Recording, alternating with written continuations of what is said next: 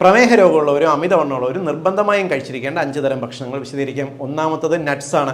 നട്ട്സിനകത്ത് അടങ്ങിയിട്ടുള്ള ഉയർന്ന ന്യൂട്രീഷ്യൻസ് നിങ്ങളുടെ ഈ ഷുഗർ ലെവലൊന്ന് കൺട്രോൾ ചെയ്യുന്നതിന് സഹായിക്കും. മാത്രമല്ല ഇതിനകത്ത് ഉയർന്ന അളവിൽ ഫൈബേഴ്സ് അടങ്ങിയിട്ടുണ്ട്.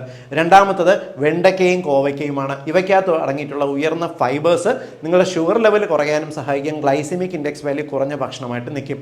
മൂന്നാമത്തത് ഓട്സ് ആണ്. ഓട്സ് കാച്ചി കഴിക്കുന്നതിന് പകരം നിങ്ങൾ ഉപ്പുമാവ് പോലെ നിറയെ പച്ചക്കറി ചേർത്ത് ഉണ്ടാക്കി കഴിക്കുക. കൊളസ്ട്രോളും കുറയും, ഷുഗറും കുറയും, ഗ്ലൈസിമിക് ഇൻഡെക്സ് കുറഞ്ഞ ഭക്ഷണമാണ്.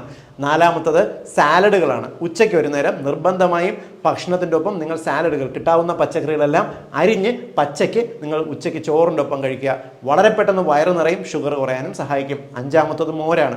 പ്രമേഹ രോഗികൾക്ക് അവരുടെ രോഗപ്രതിരോധ ശേഷി വർദ്ധിപ്പിക്കുന്നതിനും കുടലിൻ്റെ ആരോഗ്യം വർദ്ധിപ്പിക്കുന്നതിനും ഷുഗർ കൺട്രോൾ ചെയ്യുന്നതിനും മോര് ചേർത്ത ഭക്ഷണം, ഡെയിലി 1 ഗ്ലാസ് മോര് കഴിക്കുക. ഇത് കുടലിലുള്ള നല്ല ബാക്ടീരിയകളെ വർദ്ധിപ്പിക്കാൻ സഹായിക്കും.